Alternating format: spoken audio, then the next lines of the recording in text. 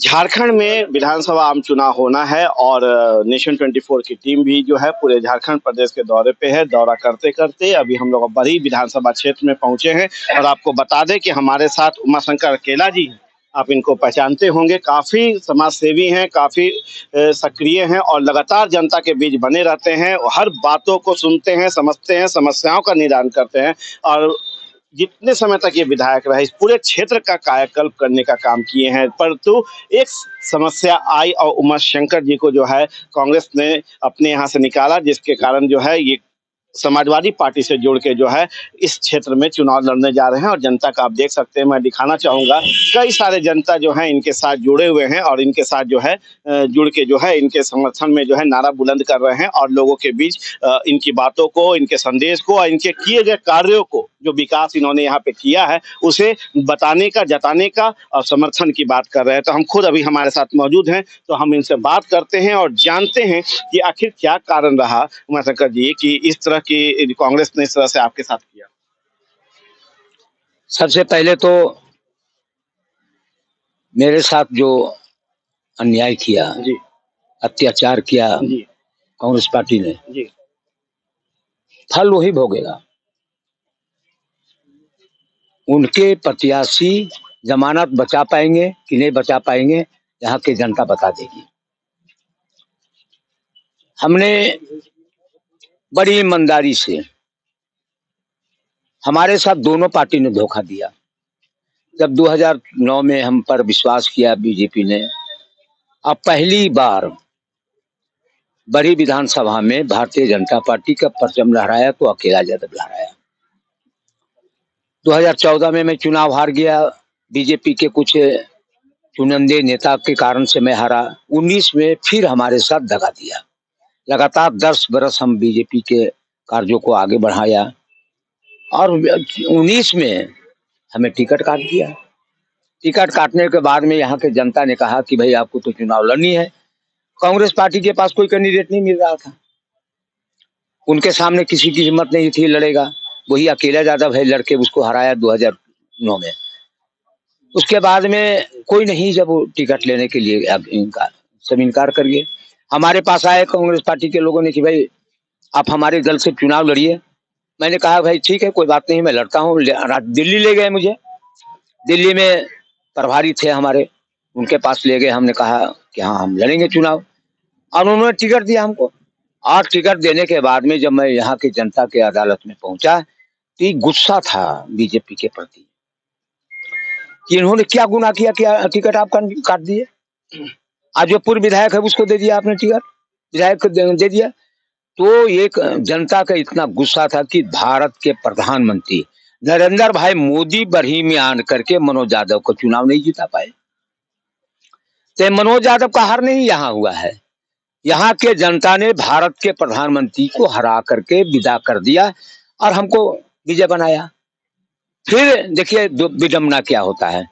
Bharatiya Janata party ने हमारे साथ अन्याय किया, जिसका उसने जनता ने उसको बता दिया कि तुम अन्याय किए हो तो हम बर्दाश्त नहीं करेंगे। उसी प्रकार से मैंने लोकसभा में बड़ी ईमानदारी से पार्टी के कार्यक्रम को बनाने में सफल हुआ। हम अपना कुछ साथियों से पैसा लेके, चंदा लेकर के काफी पैसा भी हमने खर्च किया। लेकिन दुर्भाग्य इस बात का देखिए, और विधानसभा में यदि जो भारतीय जनता पार्टी को जवाब देता था अंदर विधानसभा में, तो अकेला यादव के सामने कोई टिकना नहीं था। उनको ज्ञान नहीं था कि क्या क्या भारतीय जनता पार्टी की कमियां हैं। पढ़ाई करेंगे कम जानेंगे। तो मैंने जवाब देते रहा, बीजेपी के विरोध आवाज उठाते रहा वहां। आज देखिए 2024 का चुनाव आया, अब बड़े बड़े नेता राहुल जी की जानकारी नहीं है कि अकेला यादव को टिकट काट दिया, खड़गे साहब को नहीं है, सोनिया जी की जानकारी नहीं है। और उन्होंने, राहुल जी कहा था कि सिटिंग विधायक को किसी को टिकट नहीं काटा जाएगा। लेकिन यहाँ के नेता, जो राज्य के नेता हैं, प्रदेश के अध्यक्ष हैं, सीएलपी लीडर हैं, पूर्व प्रदेश के अध्यक्ष हैं और बहुत सारे लोग, ये हमने बटरिंग नहीं किया जी, हमने बटरिंग नहीं किया, उनके आगे पीछे पीठ नहीं सहलाया, जिसका कारण हुआ हमने, पार्टी ने हमको, सोनिया गांधी ने टिकट दिया था, उनके नीति और सिद्धांतों को लागू मैं कर रहा था। लेकिन बटरिंग नहीं करने के कारण हमको देखिए हालत कर दिया। मतलब 24 तारीख के सुबह तक मीर साहब ने कहा कि अकेला जी आप रांची में क्या कर रहे हो। दिल्ली से प्रदेश अध्यक्ष कहा कि रांची चलो, टिकट फाइनल है आपका, किसी टिकट नहीं कटेगा। रांची मैं आ गया। आने के बाद 24 में मैं आ गया। फिर 24 तारीख को मैं मीर साहब जा रहे थे मेरे मित्र इरफान अंसारी के नामांकन में जामताड़ा। मैं उनके होटल में गया और मैंने कहा सर क्या करूं मैं। कहा कि अकेला जी आप चले जाओ घर, और घर चले जाओ और नामांकन की तैयारी करो, तुम्हारा बेटा और नाती वहां रहता है, हम उसको शंबुल दे करके भिजवा देंगे। मैं उनकी बातों को मान करके, और भाई प्रभारी है मीर साहब, सही बात। हम चले आए यहाँ। लोगों ने कहा भाई कि कल के नामांकन की तैयारी करो। सभी लोग हमारे अनुपस्थिति में नामांकन की तैयारी कर दिया। मैं भी आया, नामांकन की तैयारी किया दूर दूर में जाकर के। मैं 9 बजे रात के विजैया बाजार पर, गुड़िया विजैया जहाँ कहते हैं, 9 बजे मैं पहुंचा वहां। लगभग 200-305 पंचायत के लोग आए हुए थे। केलुआ कला पंचायत, भंडारो पंचायत, डपोक पंचायत, विजैया पंचायत, अमल को पंचायत, कि भाई कल नामांकन आपको करना है। 9 बजे रात को मालूम होता है कि ये हमारा टिकट काट दिया गया। तो मैंने पूनम पासवान जी, स्टीयरिंग कमेटी के मेंबर थी वो। कारण है कि जब वो आई थी हजारीबाग में, तो 2 बजे रात का मैं उसको रिसीव किया था। कोई वहां जिलाध्यक्ष भी नहीं था, कोई नेता नहीं था, कोई वहां, हम थे विधायक भी और अम्बा थी, लेकिन कोई वहां नहीं था। मैं 2 बजे रात के अकेले रह करके तमाम नेताओं को मैंने रिसीव किया। सर्किट हाउस में उनको रहने का व्यवस्था कराया, खाने की व्यवस्था कराया। तो पूनम पासवान जी ने हमारे प्रति बड़ी सॉफ्ट कॉर्नर हो गई कि एक विधायक होकर के 2 बजे रात को खड़ा है, पार्टी के प्रति समर्पित कार्य करता है।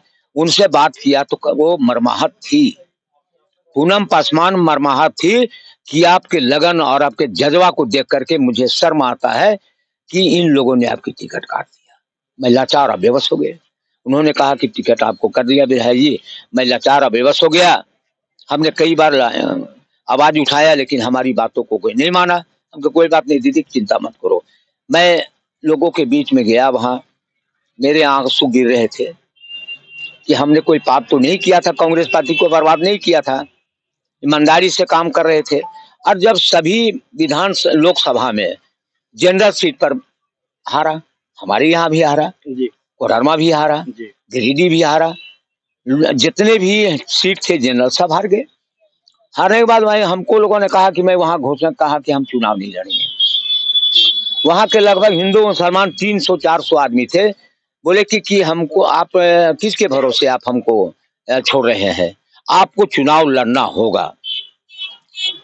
तो उन लोगों के दबाव में आकर के मैंने कहा कि विचार करता हूं।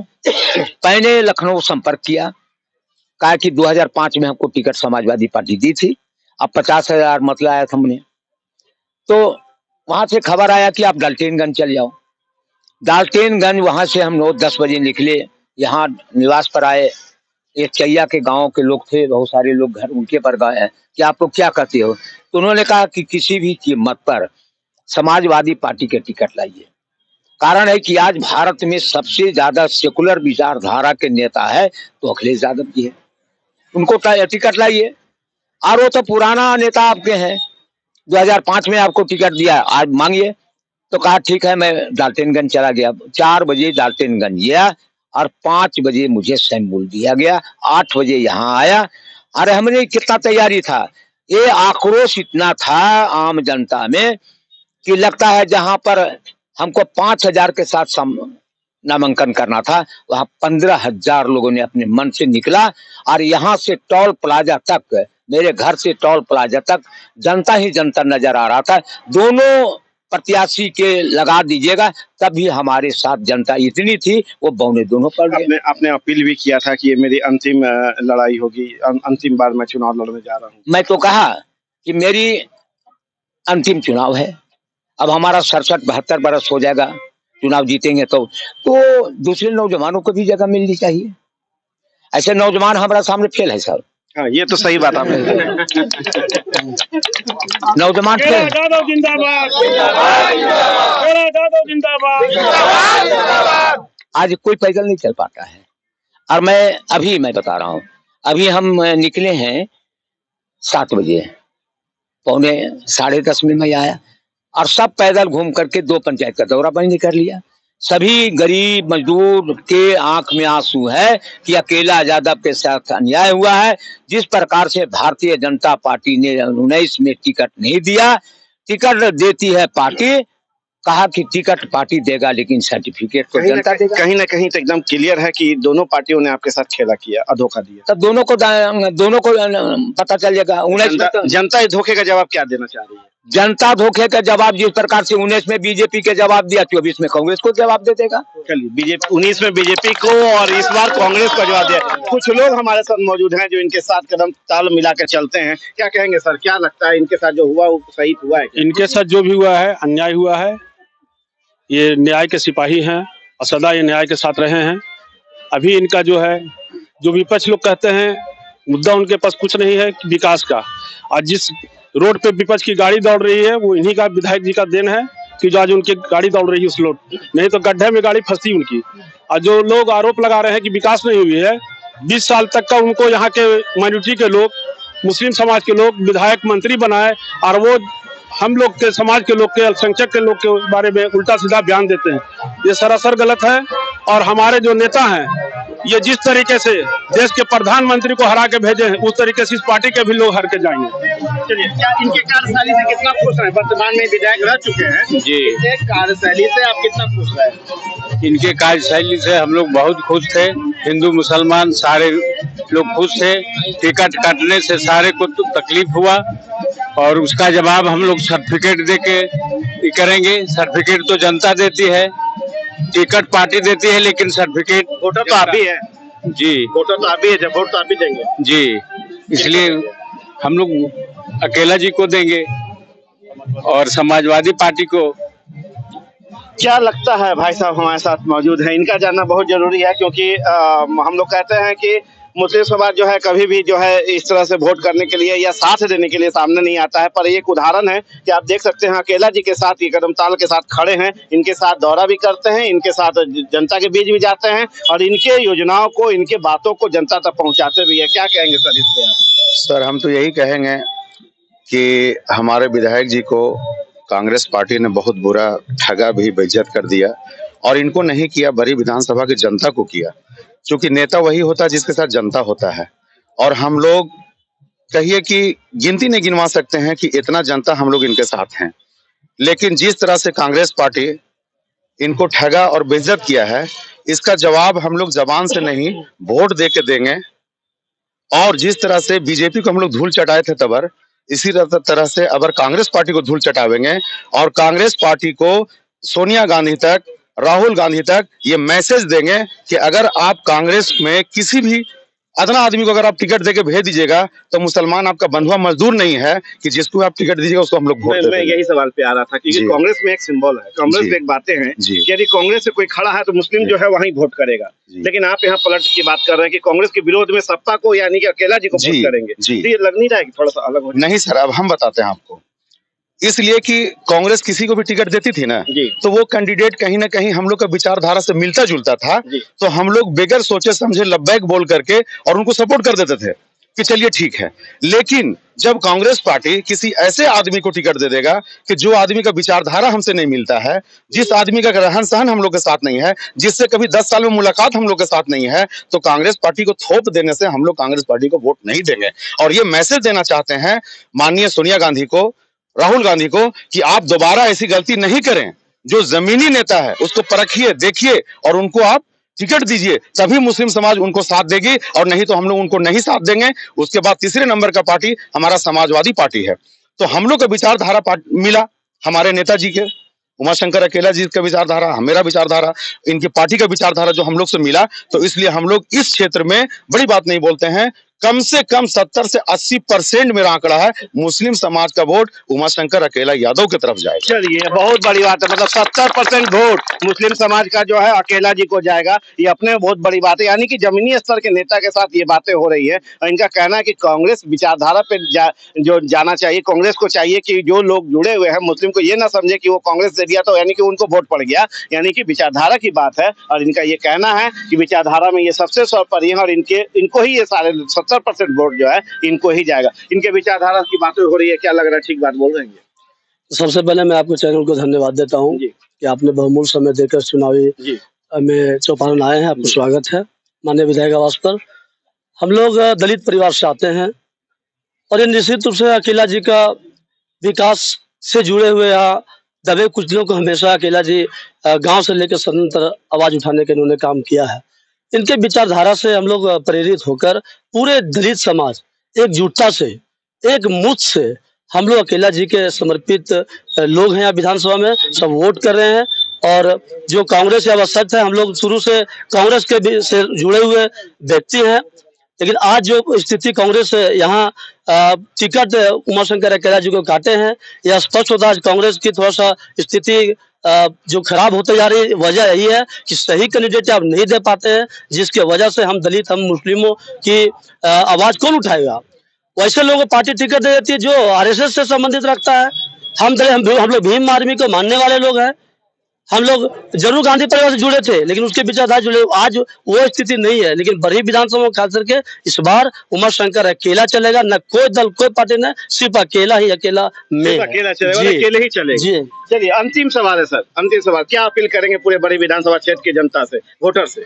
मैं अपील ये किया, कहाँ गया जी अजय, मैं आम जनता आम साथियों से अपील किया कि मेरे साथ कांग्रेस पार्टी ने अत्याचार किया है, मेरा गला घोटा है, मेरा गला काटा है और आपको भी गला काटा है। मैंने आपको 45 वर्ष यहाँ के जनता को मैंने सेवा किया और सेवा करने के बाद हिंदू मुसलमान सिख ईसाई दलित पिछड़ा अगड़ा आज हमारे साथ है।